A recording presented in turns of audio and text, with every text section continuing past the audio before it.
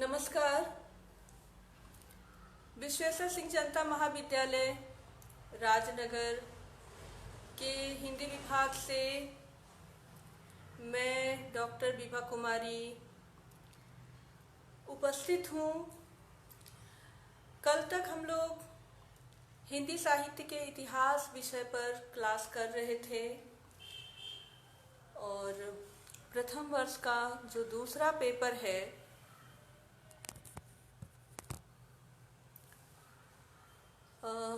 Network की थोड़ी सी समस्या आ रही है।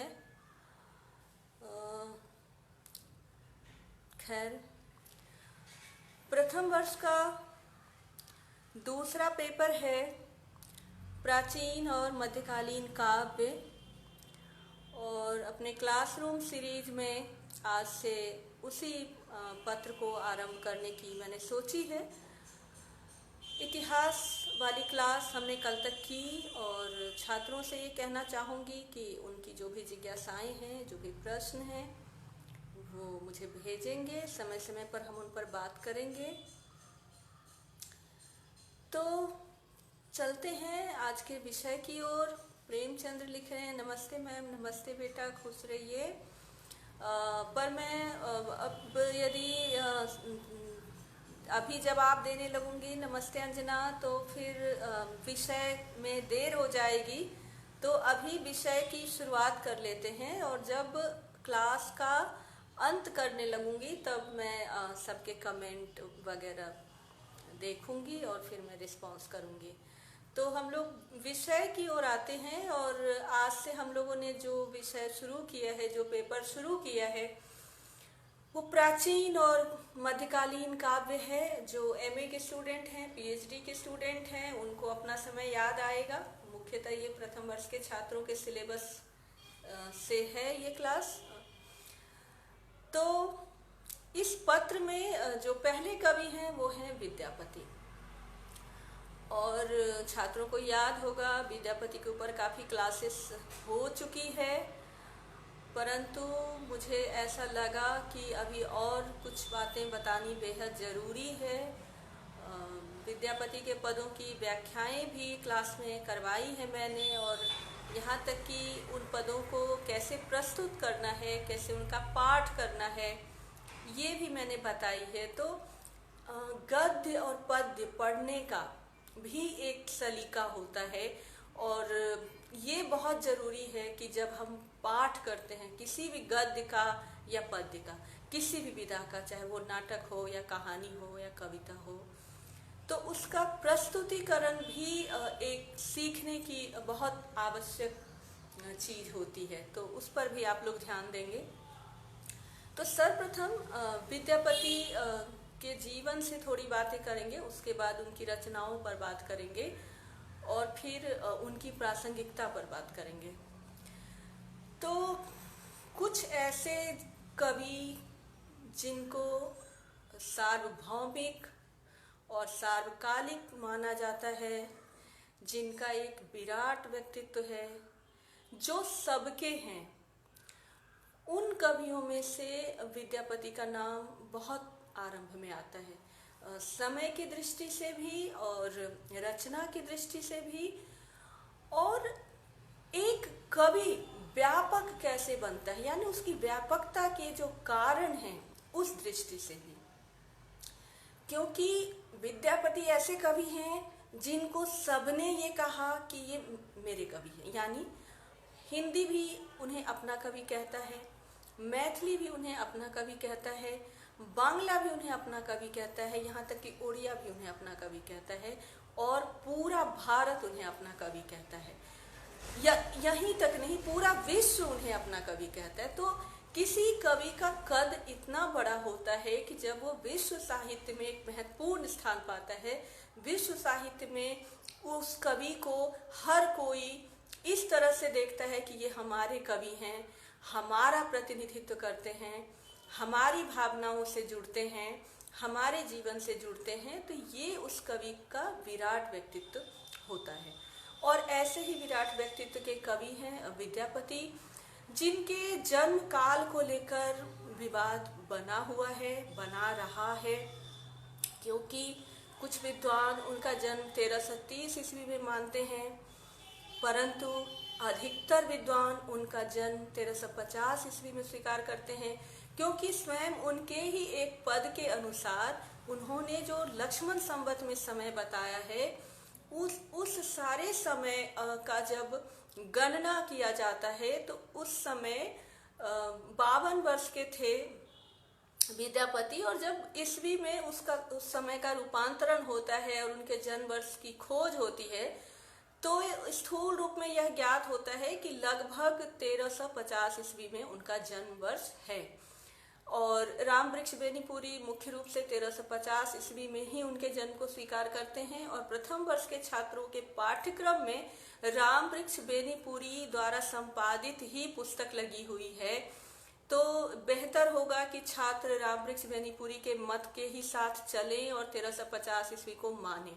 परंतु यह एक बात है, साहित्य की जो गणनाएं होती हैं या इतिहास की जो गणनाएं होती हैं, ये गणित की तरह आखिरी नहीं होती हैं, क्योंकि हर शोध के बाद कुछ नए परिणाम आते रहते हैं और इस तरह से नए नए विवाद भी उत्पन्न होते हैं और कुछ विवादों का खात्मा भी होता है।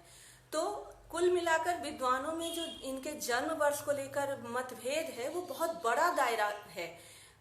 यानी 1330 से कुछ विद्वानों ने इनका जन्म वर्ष मानना शुरू किया है और ये दायरा 1380 तक गया है। कुछ विद्वानों ने 1380 में भी उनका जन्म वर्ष माना है, परंतु अभी प्रथम वर्ष के छात्रों के पाठ्यक्रम को ध्यान में रखते हुए, राम वृक्ष बेनीपुरी के मत को ध्यान में रखते हुए छात्रों को मेरी यही सलाह होगी कि वो 1350 वर्ष को उनका जन्म वर्ष माने। और उनका जन्म स्थान बिस्फी ग्राम में हुआ था और आगे चल करके राजा शिव सिंह ने उनको वह दान में दे दिया था, उन्हीं का गांव उनको दान में दे दिया था। जहाँ तक इनकी मृत्यु का समय है, क्योंकि इनका जो जीवन समय माना जाता है वो अधिकतर विद्वानों ने 1350 से लेकर 1448 ईस्वी तक स्वीकार किया है, और विद्यापति नगर में गंगा नदी के किनारे इनकी मृत्यु मानी जाती है 1448 ईस्वी के आसपास। तो किसी भी कवि को जानने के लिए, उससे परिचित होने के लिए हमें उनका जीवन और उनकी रचना, ये दोनों चीजें जाननी होती है। ठीक उसी प्रकार से जिस प्रकार से हम युग और कवि को देखते हैं, जैसे हमने जब साहित्य का इतिहास पढ़ा तब हम समय के हिसाब से साहित्य को परख रहे थे, युग के हिसाब से साहित्य को परख रहे थे। वहाँ केंद्र में युग था और उस युग में जो जो कवि आ रहे थे हम उन कवियों का अध्ययन कर रहे थे, उनका मूल्यांकन कर रहे थे। अब एक युग विशेष का पाठ्यक्रम जो निर्धारित है और उस समय जिन जिन कवियों को पाठ्यक्रम में रखा गया है, उन कवियों को हम केंद्र में लेकर आएंगे और उन कवियों को केंद्र में रखते हुए हम युग को देखेंगे, युग को परखेंगे। अर्थात युग और कवि दोनों परस्पर एक दूसरे के लिए हमें जानकारी पाने में मदद करते हैं। यानी युग की दृष्टि से हम कवि का अध्ययन कर सकते हैं और कवि को दृष्टि में रख करके युग का अध्ययन कर सकते हैं, क्योंकि हमारा जो पाठ्यक्रम है हिंदी साहित्य का, उसमें विद्यापति को आदिकाल में रखा गया है और इनका जो जन्म वर्ष है उसको यदि हम एकदम उस खांचे में बिठाते हैं कि ये संवत 1050 से 1375 के बीच में पूरी तरह से बैठता है या नहीं, आगे पीछे होता है या नहीं, तो इसका उत्तर यही है कि थोड़ा बहुत आगे पीछे होता है। और कवियों की जो रचनाएं होती हैं उनकी प्रवृत्ति को, उनकी काव्यगत विशेषताओं को ध्यान में रखते हुए ही किसी कवि को किसी युग विशेष में शामिल किया जाता है। तो आदिकालीन साहित्य की जो प्रमुख विशेषताएं थीं, रासो काव्य लेखन और श्रृंगारिक काव्य लेखन, और ये दोनों ही विशेषताएं हमें विद्यापति के काव्य में मिलती है। क्योंकि यदि कीर्तिलता की बात करें, इनकी जो कीर्तिलता है, इनके और भी रचनाओं पर हम बात करेंगे, परंतु आदिकालीन कवि एक तो युग के हिसाब से, दूसरी प्रवृत्ति के हिसाब से। कीर्तिलता रासो ग्रंथ जैसी रचना है जिसमें राजा कीर्ति सिंह के यश का वर्णन है, और इसमें भृंग भृंगी संवाद है। तो यह भी उस युग के जो काव्य लेखन की परंपरा थी, यानी जो आदिकालीन में साहित्य लिखा जा रहा था, उस समय जिस परंपरा का पालन किया जा रहा था, उसी तरह की परंपरा है यह भृंग भृंगी संवाद के रूप में कीर्तिलता का लेखन। और उस युग में जो श्रृंगारिक साहित्य लिखा जा रहा था आदिकाल में, जिसमें कि मैंने पहले आप लोगों को बताया था कि ढोला मारूरा दुहा है और संदेश रासक है अद्दामान का, तो उस दृष्टि से विद्यापति की पदावली में हमें श्रृंगारिक रचनाएं प्राप्त होती हैं। इसके साथ साथ आदिकालीन साहित्य में लोक साहित्य का भी समावेश है, और जिसमें अमीर खुसरो का नाम आता है और विद्यापति का नाम आता है। अब विद्यापति के साहित्य का दायरा बहुत बड़ा है, क्योंकि यदि विषय की बात करें तो राज दरबार से लेकर खेत तक, खलिहान तक और रसोई तक बहुत बड़ा दायरा है विद्यापति के काव्य विषय का। और एक कवि की यह विशेषता होती है कि उसका साहित्य जन जन के कंठ में रच बस जाए, और इस दृष्टि से भी विद्यापति का साहित्य उत्कृष्ट माना जाता है, क्योंकि वह जो जन जन के कंठ में साहित्य समा गया वो आज तक बसा हुआ है। क्योंकि आप लोगों को शायद पता है या नहीं, परंतु ये एक बहुत खास बात है कि विद्यापति पदावली का प्रकाशन बाद में हुआ है, परंतु वे सारे पद लोगों के कंठ में जीवित थे और कंठ से ही उनका प्रसारण हुआ था। यानी भारतीय साहित्य के आरंभिक साहित्य की जो विशेषता है उसका वाचिक होना, उसका मौखिक होना, और जिस वाचिक परंपरा के पालन में भारतीय साहित्य रहा है उसका भी एक अनूठा उदाहरण है विद्यापति की पदावली। क्योंकि पदावली के जो गीत हैं उनको राज दरबार में रानियां भी गाती थीं, दासियां भी गाती थीं, और धान काटती हुई युवती भी गाती थी, भैंस चराता हुआ चरवाहा भी गाता था, और इतने बड़े दायरे में लोगों के जन जन के कंठ में जो उनका गीत बसा हुआ था, उसने विद्यापति को इतना बड़ा कवि बनाया है।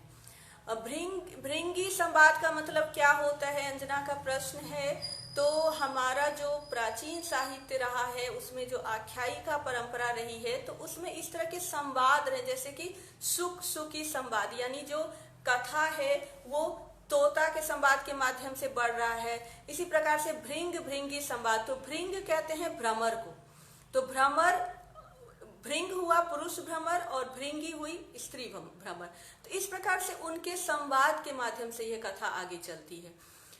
तो विद्यापति जन जन के कंठ में बसने वाले कवि हैं, और उन्होंने जन भाषा का प्रयोग भी किया, यानी जो भाषा हर व्यक्ति जानता था, बोलता था, उस भाषा का उन्होंने प्रयोग किया। क्योंकि उन्होंने कहा कि देसिल बैना सब जन मिठा, और ये उनके काव्य की बहुत बड़ी विशेषता है कि उन्होंने देसिल बैना का स्वरूप रखा अपने काव्य में, और उसी देसिल बैना के प्रयोग के कारण उसकी जो व्यापकता थी वो बहुत बड़ी हो गई। क्योंकि सर्वविदित है कि विद्यापति संस्कृत के बहुत बड़े विद्वान थे। विद्यापति का जन्म जिस परिवार में हुआ था वो आचार्यों का परिवार था। उनके दादा जयदत्त ठाकुर और उनके पिता गणपति ठाकुर दोनों ही राज पंडित थे। इनकी शिक्षा दीक्षा संस्कृत में हुई थी, और इन्होंने संस्कृत में अनेक ग्रंथों की रचनाएं की हैं, जैसे भू परिक्रमा है, पुरुष परीक्षा है, शैव सर्वस्व सार है, गोरक्ष विजय है, इत्यादि रचनाएं हैं। बहुत सारी रचनाएं हैं, लिखनावली है, बहुत सारी रचनाएं हैं जो इन्होंने संस्कृत में की है। लेकिन आज मैं एक व्यक्ति को बुलाकर पूछती हूँ कि क्या आपने पुरुष परीक्षा का नाम सुना है, तो वो कहता है कि नहीं। भू परिक्रमा का नाम सुना है, तो वो कहता है कि नहीं। लेकिन मैं पूछती हूँ कि क्या आपको विद्यापति पदावली मालूम है, तो वो सीधा पद गाना शुरू कर देता है। और यह जो जन जन के कंठ तक पहुंचने का कारण हुआ, वो इसी देशिल बैना के कारण हुआ।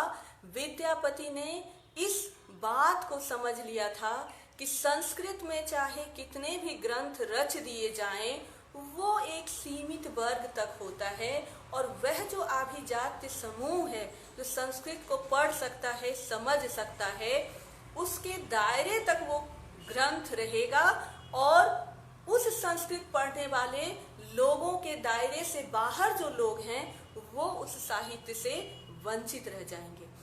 और इसी बात को ध्यान में रखते हुए उन्होंने संस्कृत के साथ साथ प्राकृत में भी रचनाएं की और अबहट्ठ में भी रचनाएं की, उसके अतिरिक्त मैथिली में की।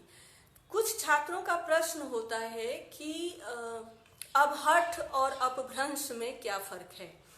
तो विद्वानों ने ऐसा माना है कि जिस तरह से संस्कृत से हमारी यात्रा चली आ रही थी, और संस्कृत से प्राकृत और प्राकृत से अपभ्रंश, और कई बार इस बात को मैं दोहरा चुकी हूँ कि चंद्रधर शर्मा गुलेरी कहते हैं कि जो हमारा अपभ्रंश है वही पुरानी हिंदी है।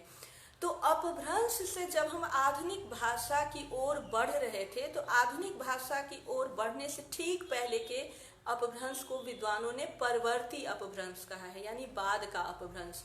और वह जो परवर्ती अपभ्रंश है उसे ही विद्यापति अबहट्ठ कहते हैं।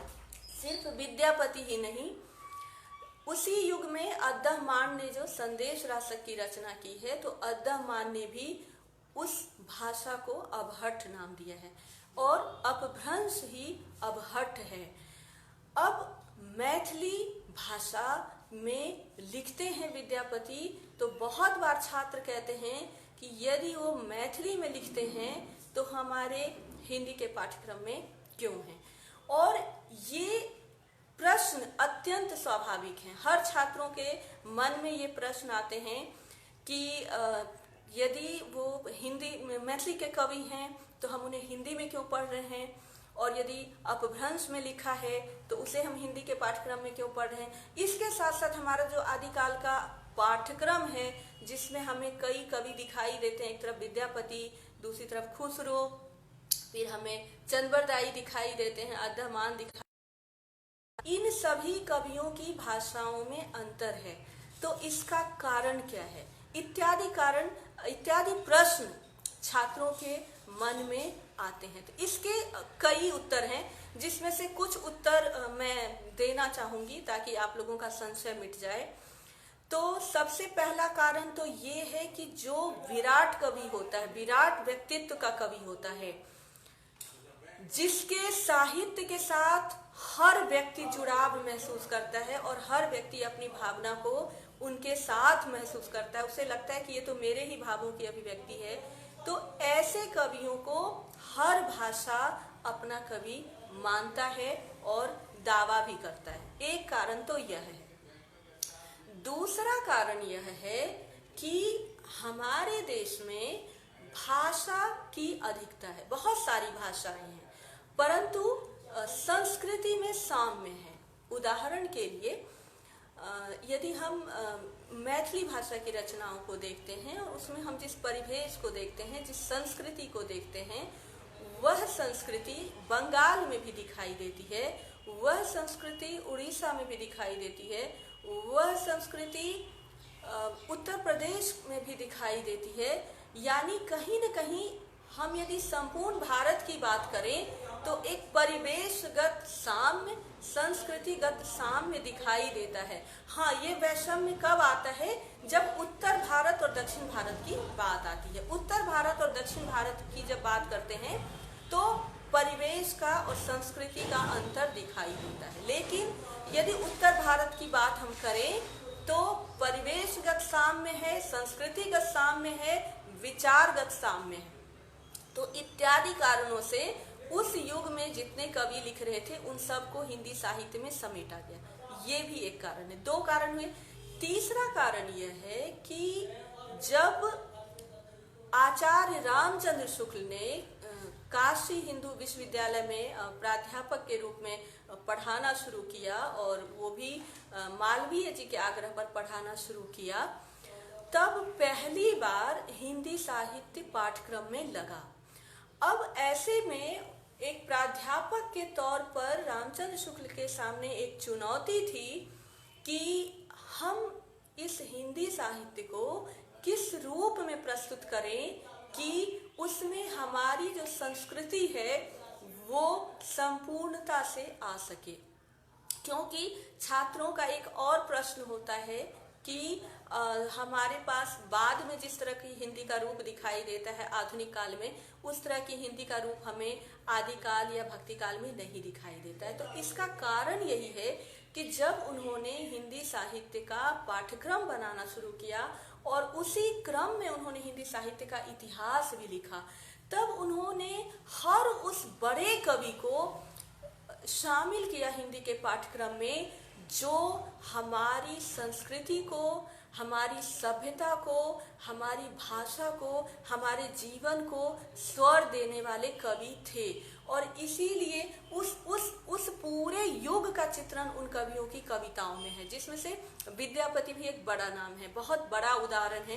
क्योंकि यदि आपको उस समय का काल देखना है, उस समय की परिस्थितियां जाननी है, उस समय का जीवन जानना है, तो आप देखेंगे कि विद्यापति के साहित्य के माध्यम से आपको दिखाई पड़ेगा। एक छोटा सा उदाहरण, जैसे बेमेल विवाह की समस्या थी। अब यह जो बेमेल विवाह की समस्या थी, उसमें क्या होता था कि बहुत छोटे बालकों से युवतियों का ब्याह कर दिया जाता था, और उस युवती की जो पीड़ा होती थी वह किसी को बता नहीं पाती थी। ऐसी ही युवती की पीड़ा का चित्रण विद्यापति ने अपने पद में किया है कि पिया मोरा बालक हम तरुणी के। इस प्रकार एक पूरा परिवेश, एक पूरी संस्कृति, एक पूरी सभ्यता, एक पूरा जीवन विद्यापति के काव्य में चित्रित हुआ है। और यही कारण है कि जब हम विद्यापति की बात करते हैं तो वो मैथिली के कवि हैं, परंतु हिंदी का पाठ्यक्रम पूरा नहीं होता विद्यापति को पढ़े बिना। इसी तरह से यदि हम थोड़ा आगे चले और भक्ति काल में चले जाएं तो देखते हैं कि सूरदास और तुलसीदास को पढ़े बिना भी हिंदी पूरी नहीं होती है, हिंदी का पाठ्यक्रम पूरा नहीं हो सकता है। तो वहाँ तुलसी हमें अवधी और ब्रज में लिखते हुए दिखाई देते हैं, सूरदास ब्रज में। तो जब हम सूरदास और तुलसीदास पर आएंगे तब उन पर बात करेंगे, पर अभी बहरहाल हमारा विषय विद्यापति है। परंतु छात्रों के मन में जो जिज्ञासाएं होती हैं, उन जिज्ञासाओं का समाधान करने की मैंने एक कोशिश की है। और उस दृष्टि से ये याद रखने की बात है कि इन्होंने संस्कृत में रचना की है, प्राकृत में रचना की है, अवहट में रचना की और मैथिली में रचना की। जिसे उन्होंने देसिल बैना कहा है वह मैथिली भाषा है, ये बात याद रखने की है।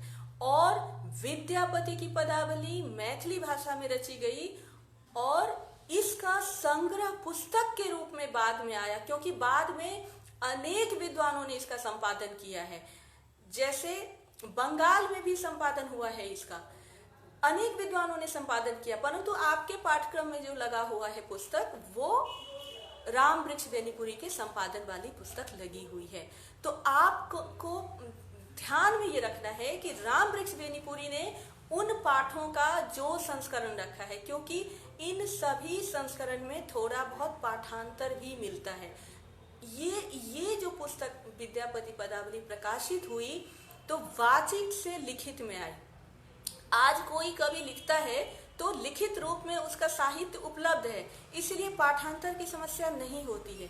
परंतु ऐसे कवि जिन, और खास करके विद्यापति पदावली पुस्तक की ये समस्या हुई, ये समस्या उनकी संस्कृत पुस्तकों की नहीं रही। जैसे पुरुष परीक्षा या भू परिक्रमा या गोरक्ष विजय इत्यादि पुस्तकों में ये समस्या नहीं रही। ये समस्या विद्यापति की पदावली में रही कि उनकी हस्तलिखित पांडुलिपि का अभाव रहा, और यदि मिला भी तो उसमें सारे पद नहीं मिले। तो इन पदों का संग्रह लोक कंठ से हुआ। पहले भी बता चुकी हूँ कि वाचिक परंपरा भारतीय साहित्य की बहुत बड़ी विशेषता रही है। अब लोक कंठ से जब इसका संकलन हुआ तो जिन लोगों ने लोगों से सुन सुन करके उन पदों को लिखा, उनमें थोड़ा बहुत अंतर है और अलग अलग संपादकों के पास जो ये पद हैं उसमें थोड़ा बहुत अंतर है, जिसको साहित्य में पाठांतर कहा जाता है। परंतु भाव वही है और लोककंठ में लंबे समय तक जीवित रहने वाली यह रचनाएं सार्वकालिक और सार्वभौमिक रचनाएं हैं। यानी यदि एक भारतीय जीवन का परिवेश हम देखना चाहें तो हमें विद्यापति की रचनाओं में है।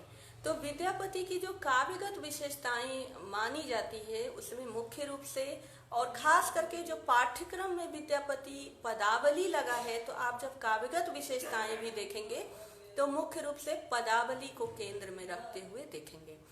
तो श्रृंगार का चित्रण, इसमें श्रृंगार के दोनों पक्षों का चित्रण हुआ है, यानी संयोग का भी और वियोग का भी, और ये दोनों ही पक्षों का चित्रण बहुत ही सजीव है। विद्यापति की पदावली में जब संयोग पक्ष का चित्रण है तो वहां पर नायक और नायिका के मिलन के सारे प्रसंग चित्रित हैं और बहुत सजीव चित्रण है। इसी प्रकार से जब विप्रलंब श्रृंगार का चित्रण है तो वह इतना मार्मिक बन पड़ा है कि उसको पढ़ते हुए और सुनते हुए लोगों की आंखों में आंसू आ जाते हैं। तो ये जो श्रृंगारिकता है उनके काव्य विषय की, उनके काव्यगत विशेषता की एक अत्यंत महत्वपूर्ण विशेषता है। दूसरी विशेषता है भक्ति, और उनकी भक्ति को भी कहा जाता है कि उनकी जो भक्ति थी वो किसी संकीर्णता को नहीं मानती थी, वो एक उदार भक्ति थी।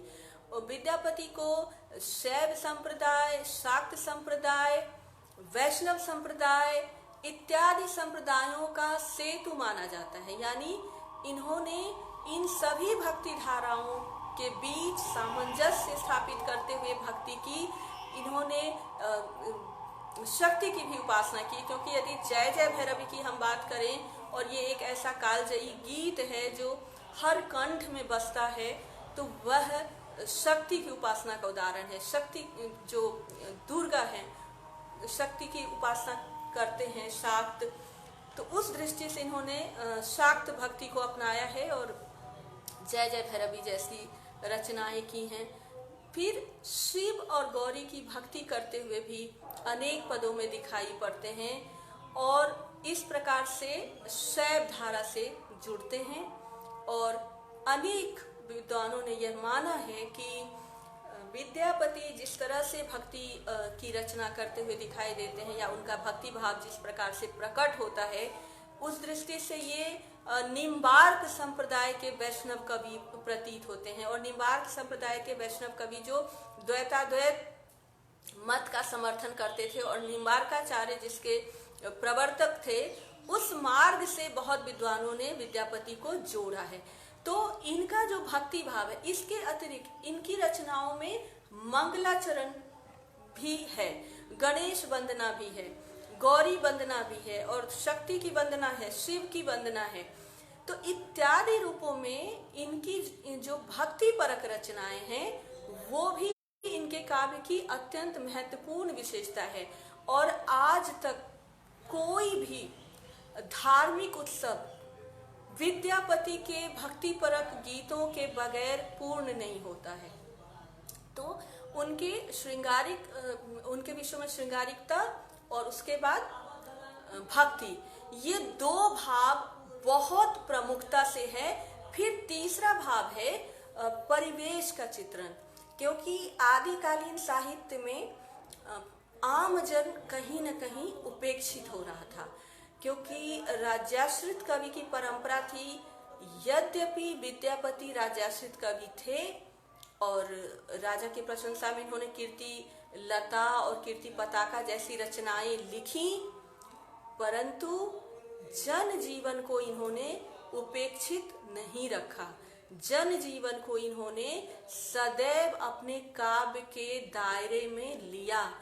आम स्त्री की पीड़ा को, क्योंकि साहित्य में हम देखते हैं कि जो आधुनिक युग का आरंभ होता है तो मानव केंद्र में आता है, और द्विवेदी युग तक जाकर हम देखते हैं कि उस मानव के केंद्र में आने के बाद स्त्री के लिए भावनाएं पैदा होती हैं, और मैथिली शरण गुप्त वहाँ पर स्त्री को केंद्र में लाने के लिए, खास करके उपेक्षित स्त्रियों को केंद्र में लाने के लिए वो यशोधरा और साकेत जैसी रचना करते हुए हमें दिखाई देते हैं द्विवेदी युग में।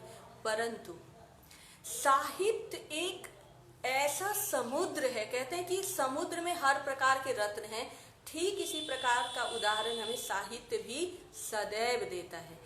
क्योंकि अभी मैंने जिस पद का उदाहरण दिया था कि पिया मोरा बालक हम तरुणी के, ये स्त्री की आकांक्षा का बहुत प्रबल स्वर है। स्त्री आकांक्षा का इतना प्रबल स्वर हमें आदिकालीन कवि के काव्य में दिखाई दे रहा है, और यहाँ पर एक स्त्री की जो आकांक्षा है, उसकी जो पीड़ा है, उसकी जो भावनाएं हैं, वो इतने सजीव रूप में चित्रित हुई है कि आदिकालीन साहित्य पर तो यह आक्षेप लगता है कि वहाँ जन जीवन नहीं है, वहाँ लोक नहीं है, वहाँ आम लोगों की भावनाओं का चित्रण नहीं है।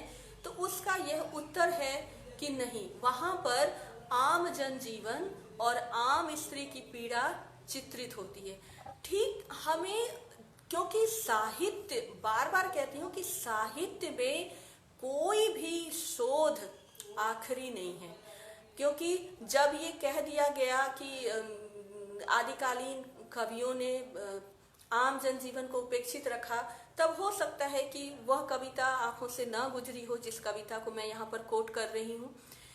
साहित्य में सदैव सदैव खोज जारी रहती है, और इसीलिए साहित्य में जो शोध है उसका कभी अंत नहीं होता है। तो विद्यापति के काव्य में हमें जनजीवन दिखाई पड़ता है।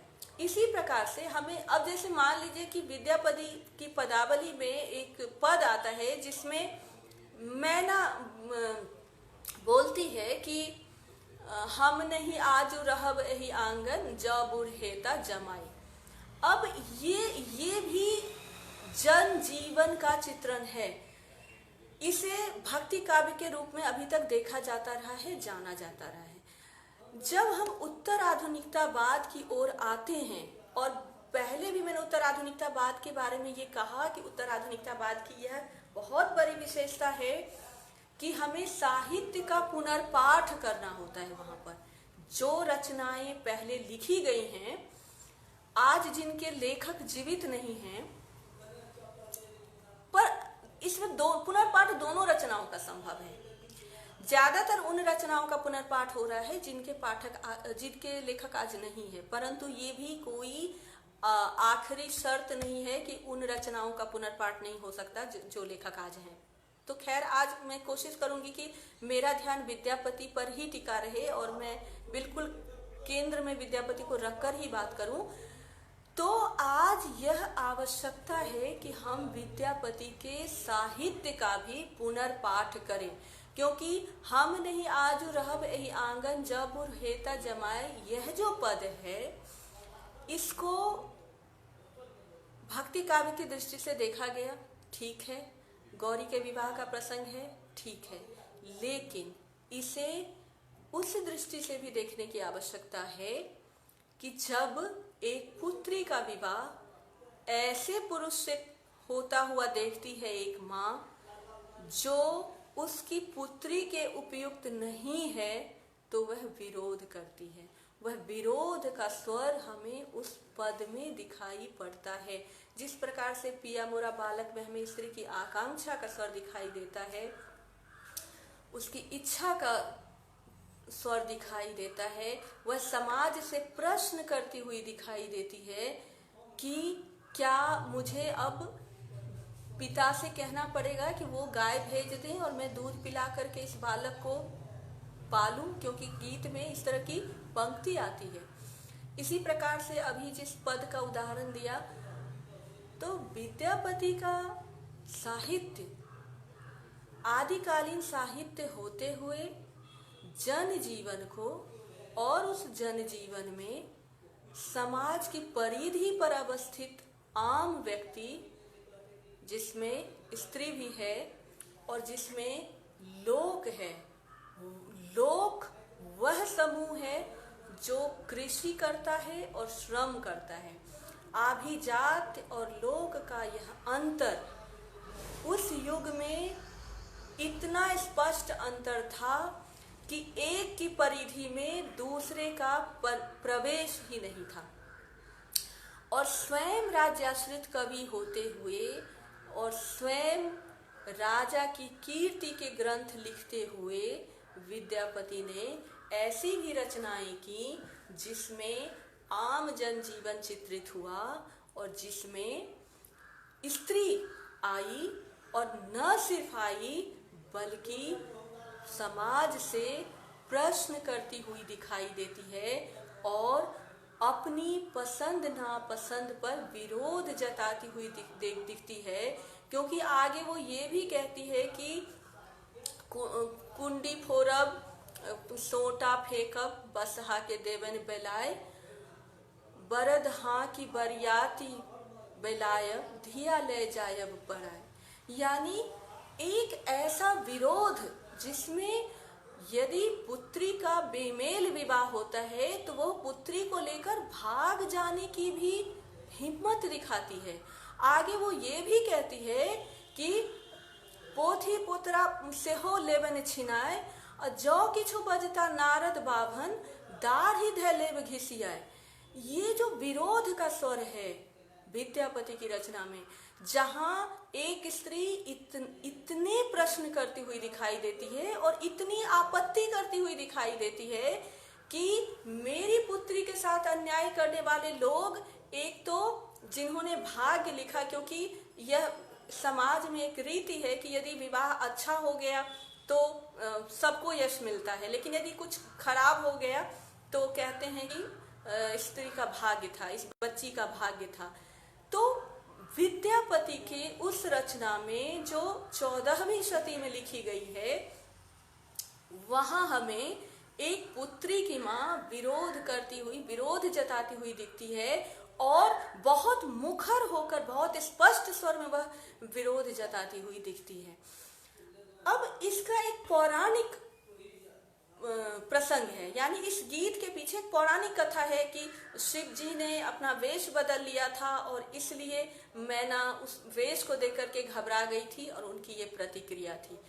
ये एक पक्ष है, परंतु आज जब हम उस साहित्य को पढ़ेंगे तो हमें उसका पुनर्पाठ करने की आवश्यकता है, उसे इस दृष्टि से देखने की आवश्यकता है, क्योंकि उत्तर आधुनिकतावाद की जो विशेषताएं हैं, और जब हम उत्तर आधुनिक युग में जी रहे हैं तो जब हम प्राचीन साहित्य को भी पढ़ेंगे और मध्यकालीन साहित्य को भी पढ़ेंगे तो इस दृष्टि से पढ़ना होगा, इस दृष्टि से देखना होगा कि उसका जो पौराणिक पक्ष है वो हमें पता है, वो एक पक्ष है, परंतु इसका जो लोक पक्ष है, इसमें एक स्त्री की पीड़ा को चित्रित किया गया है, एक स्त्री के विरोध को स्वर दिया गया है। इसीलिए विद्यापति के काव्य में ये एक बहुत बड़ी विशेषता है कि जिस समय रासो काव्य ही प्रमुखता से लिखे जा रहे थे और स्वयं इन्होंने रासो काव्य परंपरा का कीर्ति लता लिखा हुआ है,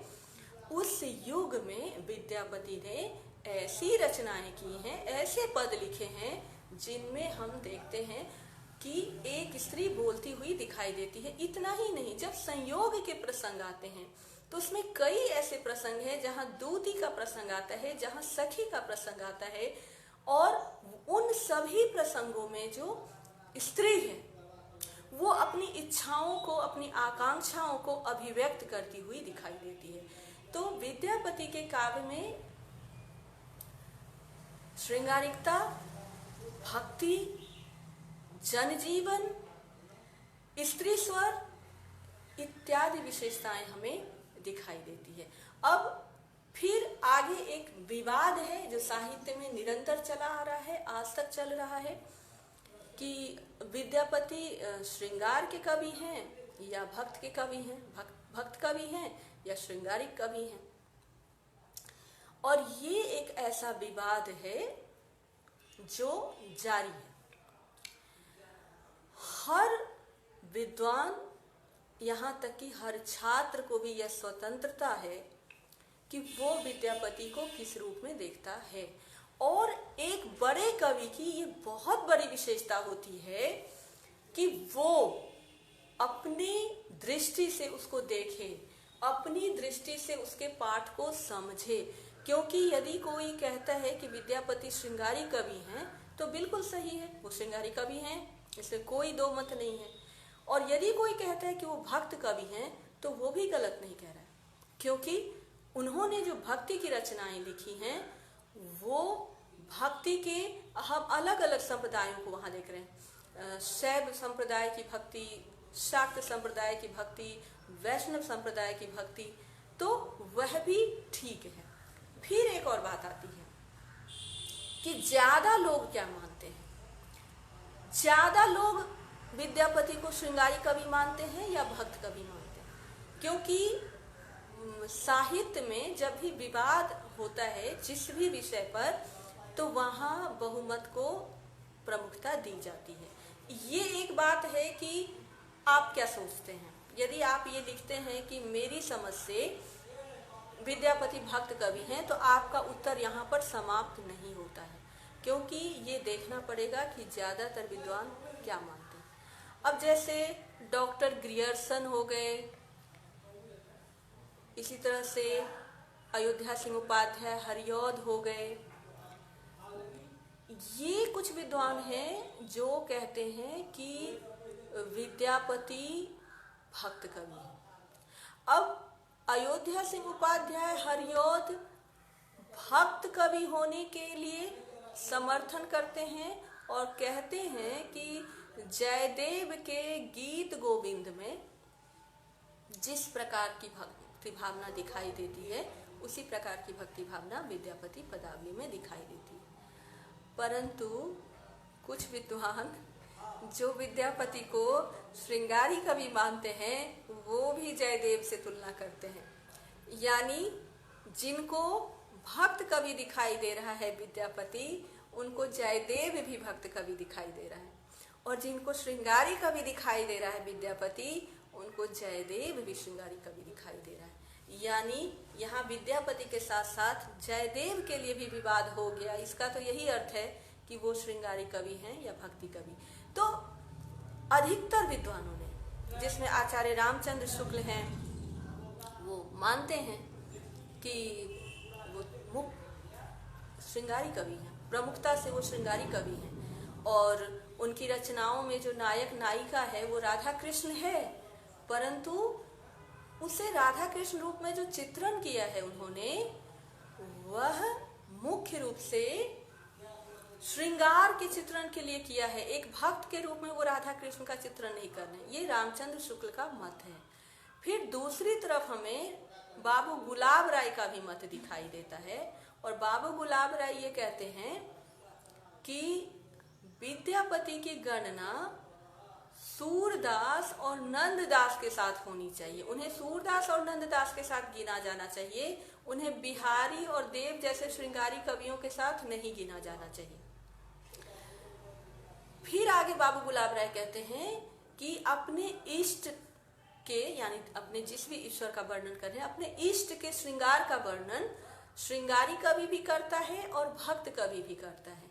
लेकिन भक्त कवि के वर्णन में हृदय के उल्लास की जैसी व्यंजना होती है, वैसी व्यंजना श्रृंगारी कवि के व्यंजना में नहीं होती, वैसा उल्लास नहीं होता। तो इत्यादि रूप से विवाद है, और बहुत से विद्वान कहते हैं कि विद्यापति श्रृंगारी कवि हैं और विद्यापति भक्त कवि हैं। अब फिर बात आती है कि उन्होंने ज्यादातर कौन सी रचनाएं की। ज्यादातर उन्होंने भक्ति की रचनाएं की या ज्यादातर उन्होंने श्रृंगार की रचनाएं की, ये भी देखना पड़ता है। और उस दृष्टि से संख्या में ज्यादातर श्रृंगारिक रचनाएं हैं, क्योंकि इन्होंने भक्ति की रचनाएं भी की हैं, जिसमें इन्होंने शक्ति के लिए भी भक्तिपरक रचनाएं लिखी हैं, गणेश जी के लिए भी लिखी हैं, के लिए भी लिखी हैं। गंगा के लिए भी लिखी हैं कि वो है ना कि एक अपराध क्षमब मुर जानी पायब पाए, है ना, जिसमें वो गंगा से क्षमा याचना करते हैं कि आप में प्रवेश करने के लिए मैं पहले ही क्षमा चाहता हूँ कि मुझे आप में प्रवेश करने के लिए अपना पैर रखना पड़ेगा गंगा में, इसलिए वो पहले ही गंगा से क्षमा मांगते हैं। तो विद्यापति को एक भक्त कवि के रूप में भी स्वीकार किया जाता है और एक श्रृंगार कवि के रूप में भी स्वीकार किया जाता है। लेकिन यदि आप विद्यापति पदावली को देखते हैं तो पदावली में श्रृंगार की जो रचनाएं हैं वो बहुत ही प्रमुखता से, विद्यापति पदावली में अधिकतर जो रचनाएं हैं वो श्रृंगार, तो दोनों ही मत स्वीकार्य है। बहुत से लोग मानते हैं कि श्रृंगारी कवि हैं, बहुत से लोग मानते हैं कि भक्त कवि हैं। रचनाएं भी संख्या में दोनों ही बहुत सारी हैं, पर फिर भी श्रृंगारिक रचनाएं ज्यादा हैं, पहली बात। दूसरी बात, आचार्य रामचंद्र शुक्ल का मत अभी तक तो हिंदी साहित्य के इतिहास में बहुत ज्यादा मायने रखता है। अभी तक जो हिंदी साहित्य को पढ़ने पढ़ाने की एक परंपरा चल रही है उसमें आचार्य शुक्ल के मत का विशेष स्थान है और विद्वान उनके मत का पर्याप्त आदर करते हैं। तो उस दृष्टि से विद्यापति श्रृंगारी कवि हैं। अब फिर एक क्वेश्चन आता है, विद्यापति की प्रासंगिकता आज है या नहीं? अब इसका उत्तर आप लोग मुझसे पहले दे देंगे। पूछिए कैसे? क्योंकि अभी जब मैंने कुछ पदों के उदाहरण दिए और उसे मैंने उस समय के जनजीवन से जोड़ा और आज के जनजीवन से जोड़ा, आज के परिवेश से जोड़ा, और आप समझ गए होंगे कि आज विद्यापति बहुत ज़्यादा प्रासंगिक हैं। एक और बात है साहित्य में कि किसी भी कवि को तब तक पढ़ा जाएगा जब तक उसकी प्रासंगिकता होगी।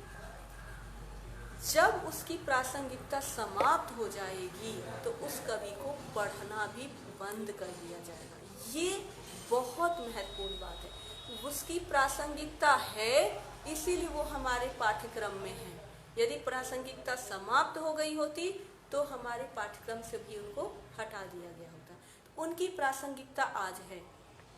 यदि हम विषय की दृष्टि से देखें तब भी, भाषा की दृष्टि से देखें तब भी, चेतना की दृष्टि से देखें तब भी, क्योंकि उनके साहित्य में विषय की जो व्यापकता है, जो राज दरबार से लेकर के और चरवाहे तक के जीवन को जोड़ता है, वो आज के ग्लोबल युग जिसको हम विश्वग्राम आज कह रहे हैं उसके साथ जुड़ता है।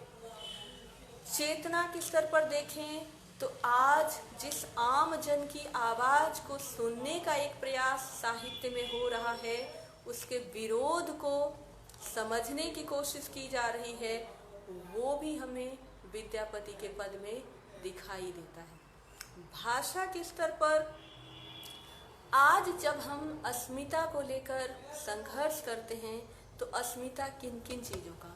अस्मिता अपनी पहचान, अपनी पृष्ठभूमि की पहचान, अपनी भाषा की पहचान, जिस किसी भी व्यवसाय या कार्य से जुड़े हैं उसकी पहचान, जिस किसी भी संस्कृति से जुड़े हैं उसकी पहचान। तो विद्यापति इन समस्त दृष्टियों से प्रासंगिक हैं। फिर आगे यदि हम प्रासंगिकता की बात करते हैं तो उसमें हम विषय देखते हैं और भाषा देखते हैं और शिल्प भी देखते हैं। तो उनकी भाषा की सहजता के साथ साथ उनकी जो शैली है उसमें जो छंद आए हैं, अलंकार आए हैं, वो कहीं भी सायास नहीं है, वो बिल्कुल सहजता से आए हैं। और किसी भी काव्य में छंद की सहजता, अलंकार की सहजता, रस की सहजता उस साहित्य को उत्कृष्ट कोटि का साहित्य बनाती है। क्योंकि जब कवि सायास यानी वह कोशिश करके जब उसमें छंदों को रखता है तब कहीं न कहीं काव्य कमजोर हो जाता है। तो विद्यापति की रचनाओं में हमें जो शिल्प की सहजता दिखाई देती है और भाषा की सहजता दिखाई देती है, छंद की सहजता दिखाई देती है, रस की सहजता, गुण की सहजता दिखाई देती है, वो उनके साहित्य को प्रासंगिक बनाता है। और आज भी उनका साहित्य जन जन के कंठ में बसा हुआ है। एक 5 वर्ष का बच्चा भी विद्यापति के पद को गाता है और एक 90 वर्ष का व्यक्ति भी विद्यापति के पद को गाता है। यानी जिस प्रकार से हमने देखा कि अलग अलग वर्ग में लोग विद्यापति के साहित्य को आज भी जीवित रखे हुए हैं, उसको जी रहे हैं, उसी प्रकार से अलग अलग आयु वर्ग में भी विद्यापति को लोग जी रहे हैं। तो मुख्य रूप से आज विद्यापति के बारे में ये चीज़ें बताई और मुझे लगता है कि विद्यापति के ऊपर जो आलोचनात्मक प्रश्न आएंगे उनका उत्तर लिखने में आप लोगों को जरूर इससे मदद मिलेगी। इसके अतिरिक्त भी आपकी कोई जिज्ञासा हो तो आप पूछ सकते हैं। एक और खूबी जो याद आ गई विद्यापति के काव्य की, जो मैं बार बार तब से कह रही हूँ कि लोग गाते हैं, पर उस एक पॉइंट को थोड़ा और स्पष्ट कर देती हूँ कि उनके काव्य में गीति तत्व की प्रधानता, और गीति तत्व की प्रधानता होने के कारण गेयता, जैसे तुलसी के काव्य गेय हैं, सूर के काव्य गेय हैं, मीरा के काव्य गेय हैं, तो ये सभी बाद में आते हैं, ये सभी भक्ति काल के कवि हैं। और अभी हम आदिकाल के कवि की बात कर रहे हैं। तो आदिकाल में हमें विद्यापति गीति तत्व वाले कवि मिलते हैं, जिनकी कविताओं में हमें गीति तत्व प्राप्त होते हैं। गीति तत्व यानी जिसमें गीत जैसे तत्व हो, तो वो विद्यापति की कविता में है। गीतात्मकता है, गेयता है। इसके साथ साथ खुसरो के काव्य में भी गेयता है। तो खुसरो आपके पाठ्यक्रम में नहीं लगे हैं, जब लगे होंगे तब हम उन पे बात करेंगे। अभी हम विद्यापति पे बात करेंगे। तो विद्यापति के काव्य की जो सबसे एक और बड़ी विशेषता है वो है उसमें गीति तत्व की प्रधानता होना और उसका गेय होना, यानी उसे गाते हैं। और इतना ही नहीं, उन गानों की जो गेयता है वो इतनी प्रसिद्ध हो चुकी है कि वो धुन एक हमारी अस्मिता का प्रतीक बन चुका है। यानी यदि कोई ये गाता है कि चानन भेल विषम सर रे भूषण भेल भारी, ये एक पद है, उसको यदि कोई गा करके बोले चानन भेल विषम सर रे भूषण भेल भारी, अब ये जो गेयता है ये इस साहित्य का दायरा बहुत व्यापक कर देता है। और संपूर्ण विश्व में विद्यापति का साहित्य अपनी तमाम विशेषताओं के साथ साथ गेयता के कारण भी पहचान पाता है, प्रसिद्धि पाता है।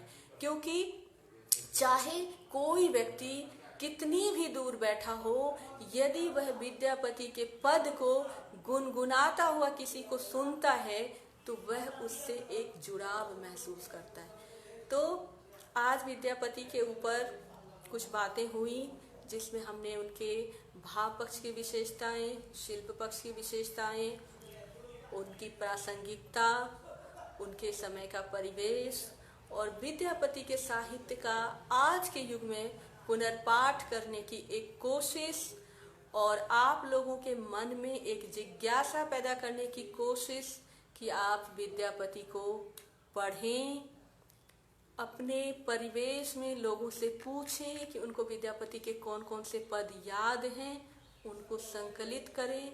और चूंकि आपके पाठ्यक्रम में राम वृक्ष बेनीपुरी का संग्रह है तो उसको आप ध्यान में रख के पदों की व्याख्या करें। पदों की व्याख्या, अधिकतर पदों की व्याख्या मैंने करवाई हुई है, कुछ एक आध पद यदि रह गए होंगे तो आप लोग जब कहेंगे मैं करवा दूंगी।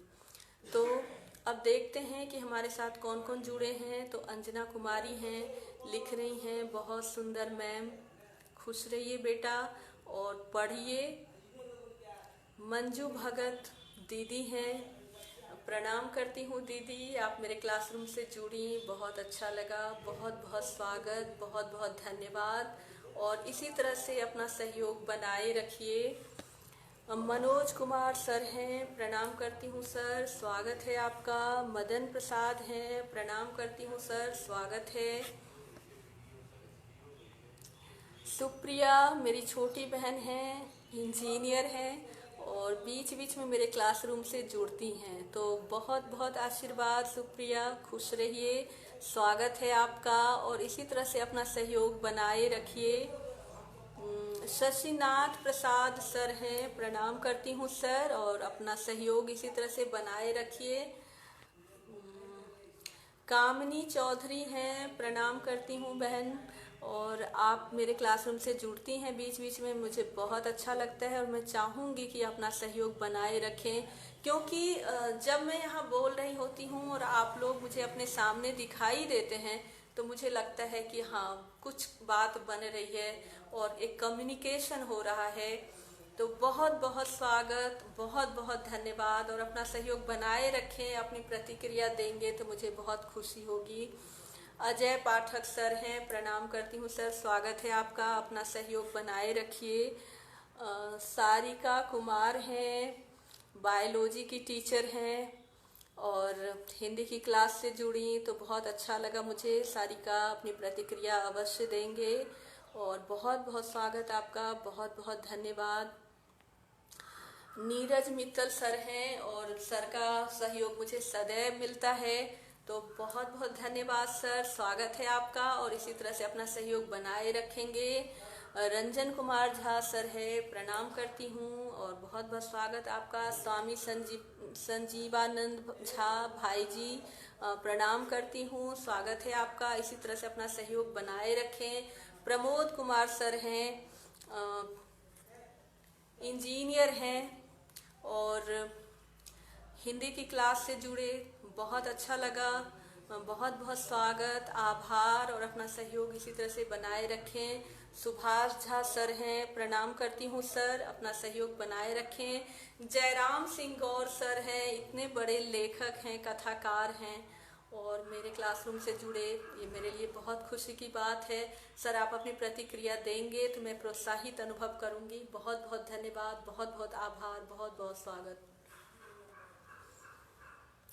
भावना प्रकाशन नीरज मित्तल सर, आप अपने इस आईडी से भी उपस्थित हैं, तो बहुत बहुत आभार, धन्यवाद, अपना सहयोग बनाए रखें। विकास वत्सनाभ हैं, मैथिली के बहुत चर्चित कवि हैं और इनकी कविताएं बहुत अच्छी लगती हैं मुझे। तो विकास वत्सनाभ आप जुड़े मेरे क्लासरूम से, ये मेरे लिए बहुत खुशी की बात है। बहुत बहुत स्वागत, आभार, और अपना सहयोग इसी तरह से बनाए रखें। अनिल कुमार हैं, स्वागत करती हूँ आपका, बहुत बहुत धन्यवाद, आभार, अपना सहयोग इसी तरह से बनाए रखें। दिव्या गुप्ता हैं, खुश रहिए बच्चे और इसी तरह से अपना सहयोग बनाए रखिए। शारदा मोंगा मैम हैं, मैम आपको मैं प्रणाम करती हूँ, आप इतनी सीनियर हैं और इतनी सक्रिय हैं और मैं बीच बीच में आपकी गतिविधि फेसबुक पर देखती रहती हूँ। बहुत बार मैं लाइक कमेंट वगैरह नहीं कर पाती हूँ क्योंकि बहुत सारी पढ़ाई करनी होती है, मुझे पढ़ रही होती हूँ ज़्यादातर, तो नहीं कर पाती हूँ, लेकिन आपका आशीर्वाद मिला दीदी, ये मेरे लिए बहुत सौभाग्य की बात है। अपना आशीर्वाद इसी तरह से मेरे ऊपर बनाए रखिए। सिया राम कुमार लिख रहे हैं, प्रणाम मैम, खुश रहिए बच्चे। ज्योति सिंह लिख रही हैं, देख रही हैं, ज्योति सिंह स्वागत है और इसी तरह से अपना सहयोग बनाए रखिए। सचिदानंद चौरसिया मेरे पति देख रहे हैं, बहुत बहुत स्वागत है आपका, बहुत बहुत धन्यवाद, और अपना सहयोग इसी तरह से बनाए रखिए, अपनी प्रतिक्रिया देंगे तो मुझे अच्छा लगेगा। जयंती कुमारी मेरी बहुत प्रिय सखी हैं और मैथिली की बहुत चर्चित कवि हैं और इनकी प्रतिक्रिया मिलेगी तो मुझे बहुत अच्छा लगेगा। जयंती बहुत बहुत स्वागत, धन्यवाद, आभार, आप मेरे क्लासरूम से जुड़ी, इसके लिए बहुत बहुत शुक्रिया और अपना सहयोग इसी तरह से बनाए रखिए। सावित्री लिख रही हैं, प्रणाम मैम, खुश रहिए बच्चे। सरिता रॉय देख रही हैं। अंजना कुमारी लिख रही है, नमस्ते मैम, खुश रहिए अंजना। प्रेमचंद लिख रहे हैं, नमस्ते मैम, खुश रहिए प्रेमचंद। विमल जी मिश्रा सर हैं, प्रणाम करती हूँ सर और अपना आशीर्वाद और सहयोग इसी तरह से बनाए रखिए। प्रियंका तिवारी, खुश रहिए बच्चे। और राजधर मिश्रा सर हैं, संस्कृत के बहुत बड़े विद्वान हैं, तो उन्होंने सुना मेरी क्लास के साथ जुड़े, तो बहुत बहुत धन्यवाद, आभार सर, अपनी प्रतिक्रिया और अपने सुझाव देंगे तो मुझे बहुत अच्छा लगेगा।